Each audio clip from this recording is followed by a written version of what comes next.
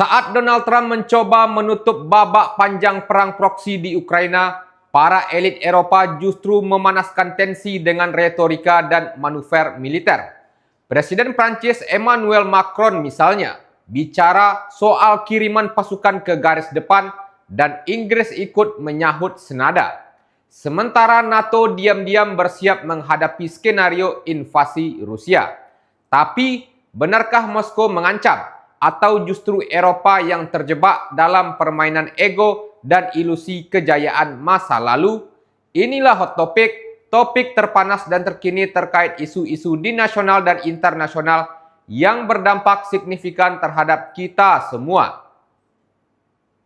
Rumor invasi Rusia merebak. Eropa gelar latihan militer besar-besaran. Perang proksi di Ukraina sedang berproses menuju pengakhiran. Sebuah inisiatif yang dicoba didorong sekuat tenaga oleh Presiden Amerika Serikat Donald Trump. Tetapi bersamaan dengan itu, sejumlah elit Eropa dan Inggris terus memberi tanggapan bertentangan dan bernuansa provokatif. Presiden Prancis Emmanuel Macron menawarkan pembentukan pasukan Eropa yang menurutnya layak diterjunkan ke medan pertempuran Ukraina. Gagasan Macron ini memperlihatkan agresivitasnya yang meletakkan Rusia sebagai ancaman utama bagi negaranya. Macron dalam berbagai kanal media sosial di Rusia diejek sebagai sosok yang ingin menjadi Napoleon Bonaparte baru bagi Prancis. Bersama Inggris, Prancis ingin menempatkan pasukan khususnya di sejumlah wilayah jalur depan pertempuran seperti Odessa dan Kherson. Tetapi ide Macron itu kurang bersambut karena rata-rata para pemimpin Eropa tidak berani terlibat konfrontasi langsung dengan Rusia, apalagi melakukan manuver ofensif dengan masuk ke gelanggang perang Ukraina yang artinya siap berhadapan muka dengan tentara Rusia. Perdana Menteri Inggris Keir Starmer juga mendukung ide Macron meski diikuti kritik tajam secara internal. Starmer menyatakan siap menerjunkan pasukan komandonya ke Kiev. Italia, Jerman, dan Hungaria serta Spanyol terang-terangan menolak tentaranya terlibat langsung dalam gerakan ofensif melawan pasukan Moskow. Tetapi sejalan dengan ditinggalkannya Eropa dalam proses negosiasi pengakhiran perang oleh Trump, mereka mencoba mencari jalan lain. Angkatan bersenjata Jerman atau Bundeswehr berinisiatif menyiapkan latihan tempur dan simulasi perang menghadapi invasi Rusia. Latihan besar itu seperti dikutip dari harian Bild akan digelar bulan September 2025, melibatkan tak kurang dari 800.000 personil tentara NATO. Skenario latihannya adalah gerakan terpadu menghadapi invasi Rusia ke Eropa Barat. Jerman di tangan rezim Olaf Scholz benar-benar menarasikan Rusia sebagai ancaman dan musuh bagi mereka. Fokus latihan gabungan ini nantinya akan melatih pergerakan dan perpindahan pasukan NATO ke Polandia dan negara-negara Baltik seperti Latvia dan Lithuania. Kota Hamburg yang memiliki pelabuhan dan bandara besar akan menjadi titik persimpangan terpenting Eropa Barat ke Eropa Timur. Selain melatih pergerakan pasukan, latihan gabungan NATO juga akan mensimulasikan evakuasi korban darat dan udara melibatkan armada helikopter. Menteri Pertahanan Jerman Boris Pistorius menekankan lagi betapa pentingnya bagi Jerman dan NATO mengantisipasi perang melawan Rusia yang diyakini akan pecah pada tahun 2029.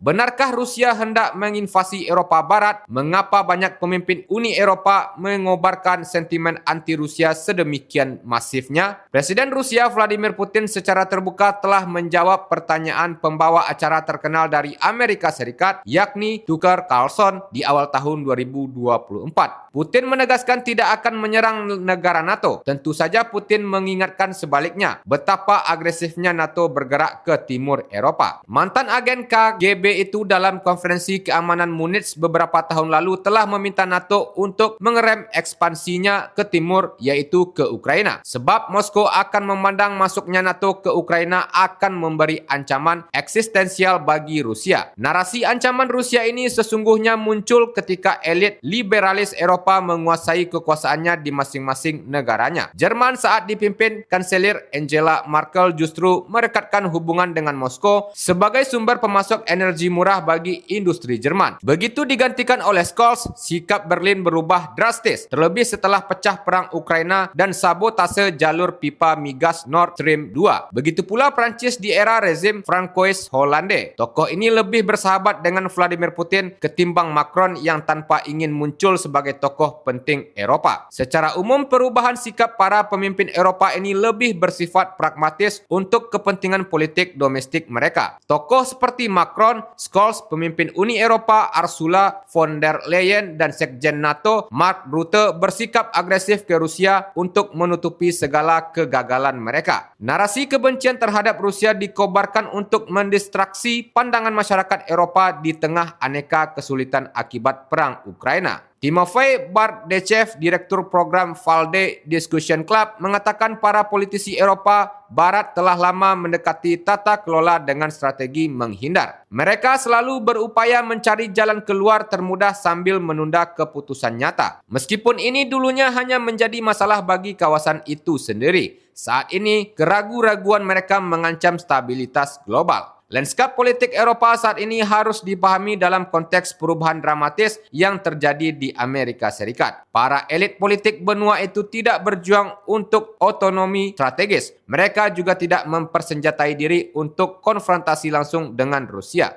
Kepentingan utama mereka adalah mempertahankan kekuasaan masing-masing. Dalam mengejar tujuan ini, sejarah telah menunjukkan para elit akan berusaha keras mencapainya. Menteri Luar Negeri Rusia Sergei Lavrov beberapa waktu lalu menunjukkan selama 500 tahun terakhir Eropa telah menjadi epicentrum konflik global atau menjadi pemicunya.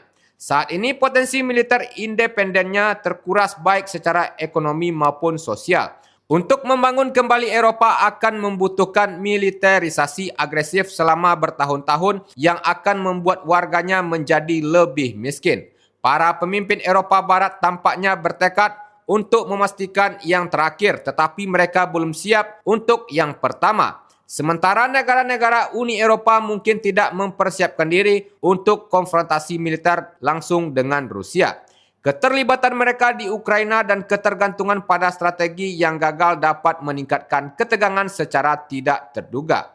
Banyak politisi Eropa Barat telah mempertaruhkan karir mereka untuk kelangsungan hidup rezim Kiev, membuat mereka bersedia mengambil tindakan ekstrim untuk membenarkan keputusan masa lalu mereka. Egoisme politik kolektif ini sekarang terwujud sebagai ketidakmampuan untuk mengakui kesalahan atau mengubah arah politiknya. Seorang filsuf agama terkenal pernah menulis, dalam prinsip kolektivitas, pikiran individu menjadi tunduk pada kepentingan kolektif dan kehilangan kemampuan untuk bertindak secara independen. Dinamika ini sekarang terbukti dalam perbuatan kebijakan Uni Eropa. Blok tersebut secara efektif telah meninggalkan nalurinya untuk mempertahankan diri. Ukraina adalah bukti negara-negara besar dapat mengadopsi kebijakan luar negeri yang merusak diri mereka sendiri. Hal ini menimbulkan bahaya tidak hanya bagi Eropa, tetapi juga bagi dunia yang lebih luas. Disfungsi birokrasi Uni Eropa tidak dapat diabaikan. Selama lebih dari 15 tahun posisi-posisi teratas di Uni Eropa telah ditetapkan berdasarkan dua kriteria, ketidakmampuan dan korupsi. Alasannya sederhana. Setelah krisis keuangan 2009 hingga 2013, negara-negara Uni Eropa kehilangan minat untuk memperkuat blok tersebut. Akibatnya Uni Eropa tidak lagi mencari politisi yang berpikiran independen dengan visi strategis.